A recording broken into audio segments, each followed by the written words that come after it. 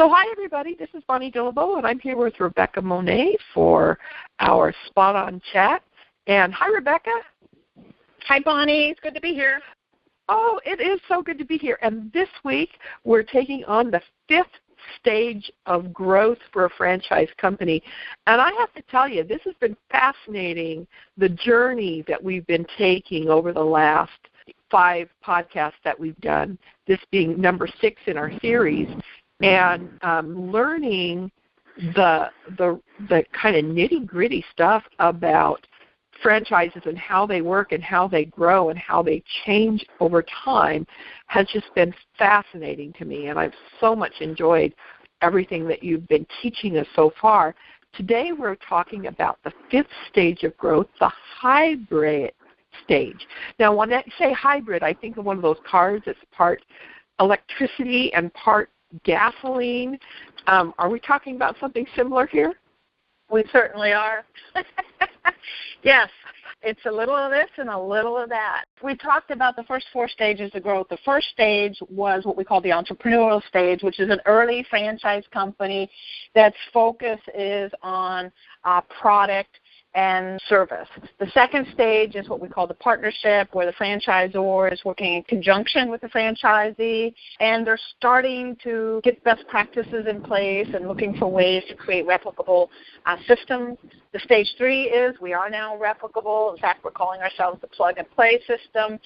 And we have a very clear value proposition, strong support, strong training, and franchisees are ramping up pretty quickly. Stage 4, what we just talked about last week, was the empire business, where there's that strong brand recognition, and the focus of an empire business is on dominating the marketplace, and oftentimes they do that through acquisitions and mergers. And in each stage, Bonnie, we were talking about what causes them to grow and also what are some of the crises that would prevent them from growing or just going to, kind of cause some stumbling blocks along the way. So with this next stage of growth, tell us, what is it that makes them a hybrid? A hybrid franchise organization is a stage 4 company that realizes, hey, we're not as profitable as we should be based on the number of locations, based on the number of franchisees we have. They recognize not only are we not as profitable, but we've lost the touch to the end user. We really don't know what's going on at the end user level. And so there's this need to almost decentralize. In stage 4, there was a lot of centralization going on, and in stage 5, we start to decentralize and we start to spin off and we start to look at different ways to do businesses. The focus of a stage 5 hybrid organization is to maintain and recapture some market share and also to reestablish an entrepreneurial spirit. So it's about repositioning, rebranding, and it's about leveraging resources and relationships that they have built over a period of time. So it's all about renewal. It's all about refreshing. It's all about the entrepreneurial spirit. So oftentimes what happens in a stage 4, as our shareholders are pressing on us and we're starting to see something's not working here, especially financially, the franchisor will reassess what is going on. They may spin off various concepts. I'll give you an example of one that I got to be a part of, and that was Sears. Sears being the largest retailer pre-Walmart days, and yet not as profitable as they could be. So Sears spun off pieces of their business, licensing some of it, franchising some of it. So you had the siding business that was a licensing concept. You had a roofing concept. You had a concept that was about fixing and repairing appliances. I remember when that happened. So that was an excellent example of a massive stage 4 organization that had to take another look at their bottom line and had to get this entrepreneurial spirit back. Now, we can all argue whether they were successful or unsuccessful in doing that, but it's definitely a good example. We saw another example with Cendant, a massive franchise organization with travel brands and real estate brands and tax services brands and hotel chains, and same thing where they then had to break the company up to make it more agile, more nimble, decentralize it to some extent, and have the local market become more kind of conscious of what was going on at the end user level and at the local market level. So the goal is to make the business more nimble and more agile and more innovative as it once was in a stage 1. So that would be kind of what would determine what a stage 5 or hybrid business might be. So there may be some corporate locations, some licensees, some franchisees. So there may be different ways to go to the marketplace that they haven't done before. So what usually drives that? I mean, you're in the stage 4, and stage 4 to me sounds kind of like a prickly place to be because it's really all about the competition and kind of moving yourself up in the marketplace. They've got their cookie cutter part down, but now it becomes all about moving up in the food chain, so to speak. And this sounds more like it's driven by the fact that all of a sudden there's another 900-pound gorilla in the room, and they have to figure out a way to move past that. And that 900-pound gorilla is we're not as innovative as others are. There's more competition now, and because we're so massive in a stage 4, we aren't as agile. We can't create a new product as fast as a stage 1 or stage 2 company is. So we have competition now, and competition that has remained very agile and very quick, where they can make decisions quickly, they can create products quickly, and they can do things differently. But we're so big in stage 4 that by the time it gets up or down the chain of command, that product is no longer needed. So that's what's forcing us into doing something different and going into a hybrid. Is competition is there, we're not as agile. 2, we don't have as clear an understanding of what the end user is needing because, again, the communication is so slow and sluggish that we can't do that. So we've lost this entrepreneurial spirit, and we've lost touch with the end user. And worst of all, we don't have the profits and the dividends that we should have, considering the infrastructure and considering the market share that we have. So we're forced to look at business differently. And so cutting off some brands or selling off things or reassessing is what we're going to have to do. This is just the option that we're at in this stage 5 of business. So Hewlett-Packard would be a good example. Massive brand, right? Massive brand, great products, great services, reached a place where they hit a wall, infrastructure so large, not making the kind of money, lost the entrepreneurial spirit. We got other companies coming up and competing, taking market share away. We're now having to do something different.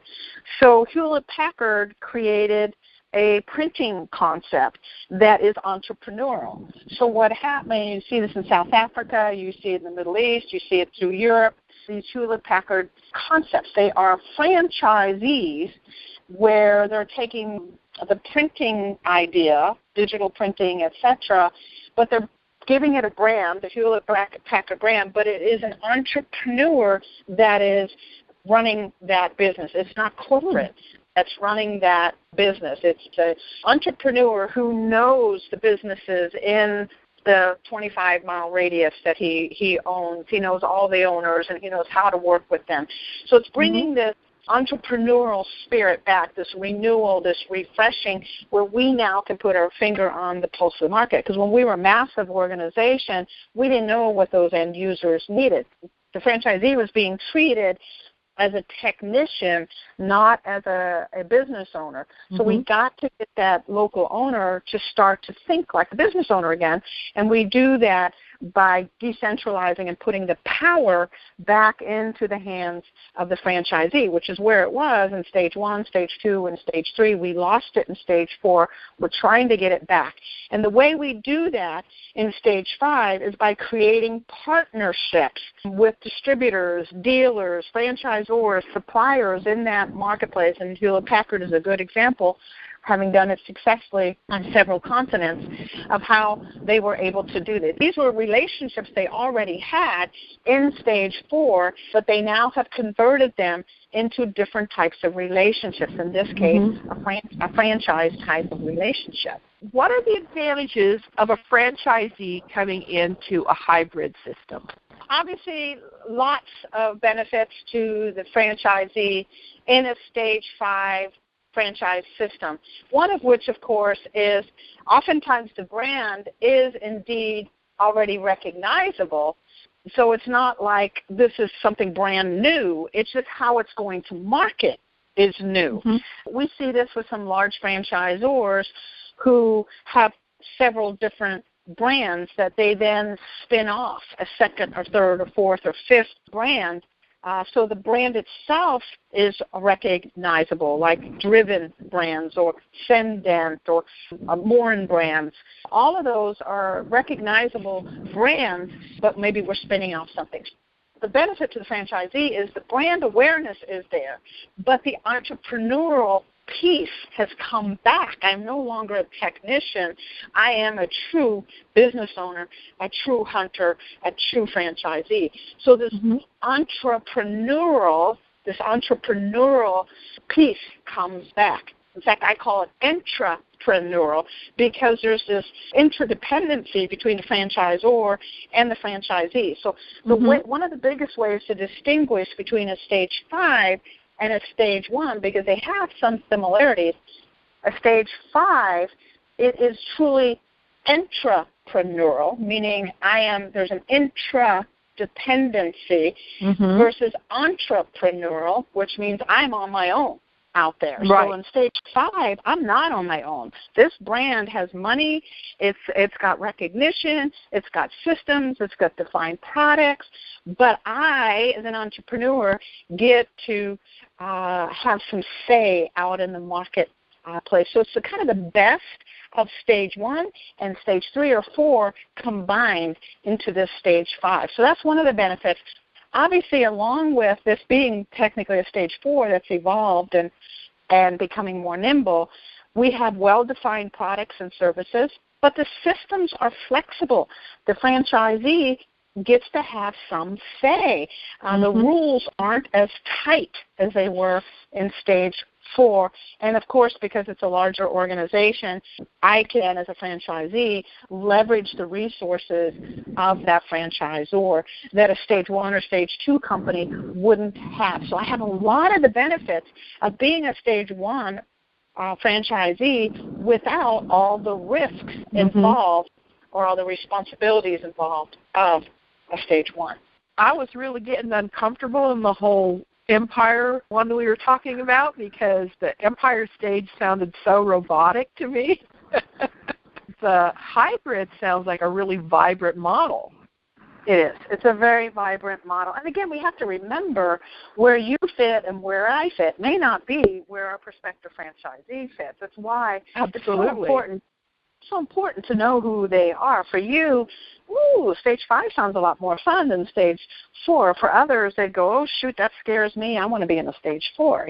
Yeah, absolutely. From a franchisor perspective, it also sounds like that's kind of a big sigh of relief after being in the Empire stage to finally make it into stage 5, because you've already got a strong base of what's already working, but now you can basically enfold stage 1 into all of your previous work. There's a whole lot less risk for the franchisor as well.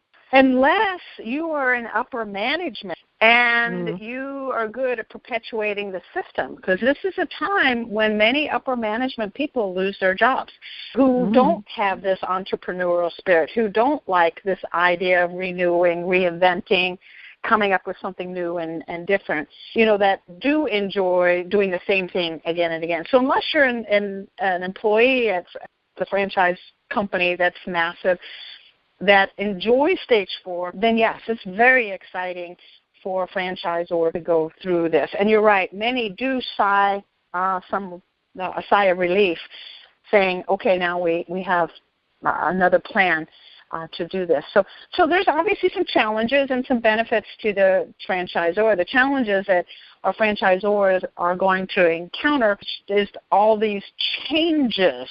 We're selling off. We're possibly grabbing another company and integrating. We're doing things very differently. So there's all these systematic changes, which means oftentimes we're going to lose some good people who aren't comfortable any longer at the corporate level, just because there's so many changes, and some balls can be dropped. But of course, that's a normal part of the process, and something a franchisor is going to have to manage. There are wonderful consultants out there that help organizations do what we call change management, because this is a major change that they're going to be going through. So one of the other challenges that a franchisor at this level has is increased marketing and support costs, because now we've spun things off. It's no longer completely centralized. In fact, our company may have now 3 major companies, and all running to some degree autonomously. So there is some increase in the cost of marketing and support. And one of the other challenges during this period of time in stage 5 is issues with compliance and regulations. In stage 4, we had that button down. Now we got things new and revised, and systems are changing, and we literally are going through some of the same growing pains that a stage 1 or stage 2 company are going through. So we're going to have franchisees that aren't always going to comply or follow regulations, which of course means we have to choose the right franchisees where we don't have those kind of challenges. But that is definitely one of the challenges that might come up. So I would imagine that at this point, one of the things that might happen is you're going to have some franchisees that are going to start dropping out because they signed on when the company was this, and now the company feels like it's something different, and it's no longer comfortable, especially since a lot of the people going into this stage 5 with the company were stage 4s, where everything was down to the last I and the last T dotted and crossed. And now all of a sudden we're having adventures. Yeah, we're definitely having adventures. So it's not uncommon for franchisees to leave at this stage. In fact, it's not uncommon for the franchisor to buy them out and make their exit easy. It's a normal part of the process. With each of these stages of growth, none of them are exclusively all awesome or all bad. Every one of them has some really good things about it and some not so great things about it. And each one of them has its own unique challenges, but its own unique benefits as well. And so it's not about one stage of growth being better than another. It's about each stage of growth having some value, and then the franchisor choosing which stage of growth they want to kind of settle into.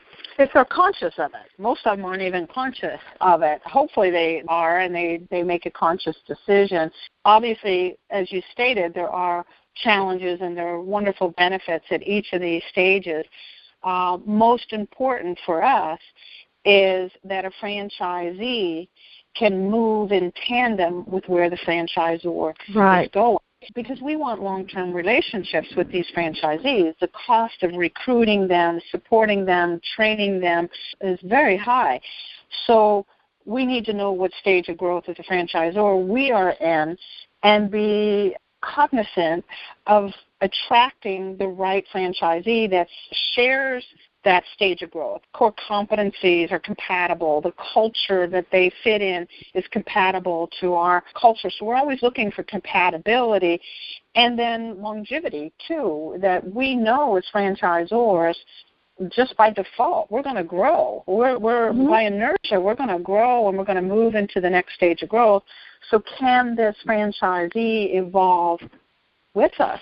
Are they able to do that? And vice versa. If I'm a franchisee, where do I best fit? If I'm a good solid stage 2, am I also equally as comfortable in a stage 3? Am I comfortable in stage 4? Because it's possible during that length of my contract with the franchisor that they may go to stage 3 and stage 4. Am I okay with that? And if not, what are my plans and strategy to exit that makes sense for both the franchisor and franchisee? So it's so important to recognize where we are in that process and do business with folks that are also in that same level of growth. It seems to me that the point over and over again that we reach in this is why a simple personality test just doesn't cut it. This is one of my favorite parts, and I think I've said this before, of this, is where you give advice to the various players in this game. So we have our franchisees, our franchisors, and the brokers who are the matchmakers of this industry and who find good fits. When you've got a prospective franchisee and you put them with a company that's in the stage of growth that totally fits, then wonderful things happen. It's just been amazing to me to see how this all correlates. So tell me, with our franchisees, what advice do you give franchisees that are looking at a hybrid company? A hybrid company is extremely mesmerizing. They're mesmerizing as a prospective franchisee because they have the clout, the brand recognition, the money, etc. So it's natural for a franchisee to be attracted to a Stage 5 franchise system, especially since it has the additional benefit of looking a bit like a Stage 1 or Stage 2 in that it's entrepreneurial. So you got a lot to be able to say. So if you're a prospective franchisee and you're looking at a Stage 5, it's going to be almost entrancing. So be cautious that you don't get caught up in that trance that, here's everything in one package, right? Yeah. It sounds very attractive. It is very attractive. So as a franchisee, we have to look what stage of growth am I in. If I am a Stage 5, remember, stages of growth go in cycles.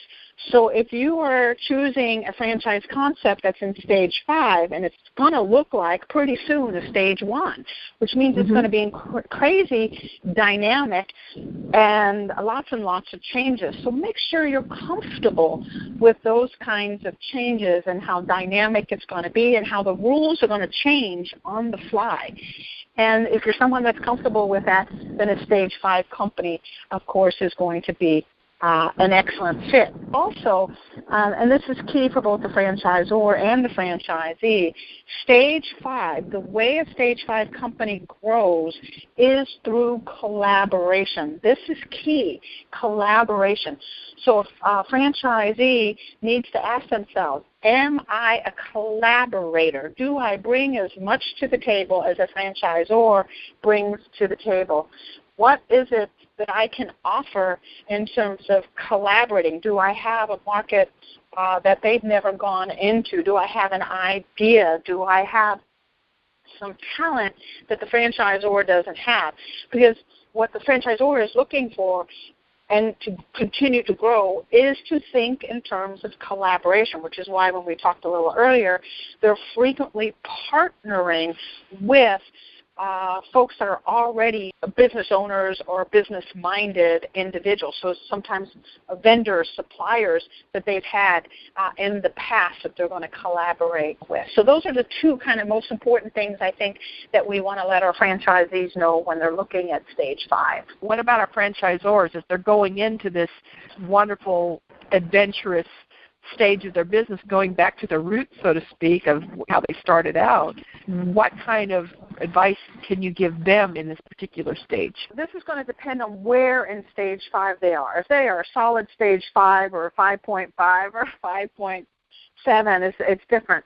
So at the very beginning of this stage 5, when they first are in this renewing, bring back the entrepreneurial spirit side, there's going to be a lot of red tape, cleaning up old contracts, helping franchisees exit that are not going to be comfortable in this next stage of growth.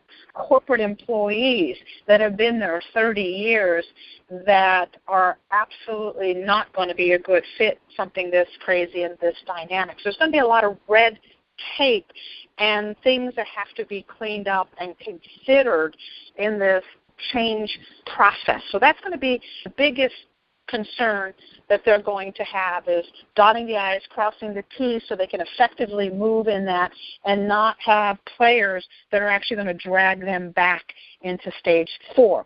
Stage 4 franchisees were high demand franchisees, so finding ways to help them exit, and or corporate employees that might not be a good fit, helping them exit also. And then when you're out there looking for franchisees, you're looking for a solid stage 5 or stage 1 franchisee, because that's where you're going to evolve. So you're looking for folks that have this ability to collaborate with you, that are willing to actually oftentimes be first to market. As odd as that sounds, even though you have this big brand, a franchisee that's comfortable being first to market, and at the same time comfortable with a certain level of rules and regulations that they may have not had before. So it comes back to the same thing, Bonnie. Know your prospect and know if they're a good fit for your franchise system. We have our franchisees, our franchisors, and of course our brokers. And you said last time that with brokers, the advice is pretty much the same every time. A stage 5 company that's coming from being a stage 4 organization may have not been used to using brokers for an extended period of time. They haven't had to, because they're so big that, people are calling them left and right to get a Subway or to get a 7-Eleven or to get whatever business. They don't do a whole lot of active use of brokers in stage 4. Mm-hmm. But in stage 5, because they're spinning off concepts that are now franchise concepts versus corporately owned concepts, this is when I would recommend a franchisor consider using brokers. And brokers actively go out and pursue a stage 5 company. Yes, they look big. You think they're going to do it in-house, but the reality is they need you. The stage 5 franchisor needs you, because oftentimes whatever they're spinning off is the first time to market. It's the first time it's going to be a franchisee that's going to be representing that product or a service. It's new. It's different.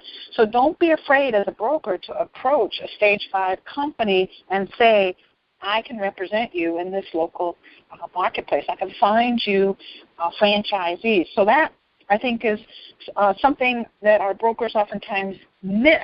They're always going after that stage 1, 2, even early stage 3, but they're never going after the 4 and 5. And I say, to your point, that this is an ideal time for a broker to be able to step up and help this franchisor out. And like you said also, Bonnie, same advice to the broker. Make sure if you have someone scoring in a stage 5, you're not sticking them in a stage 3 or stage 4 business. They're going to be bored out of their mind.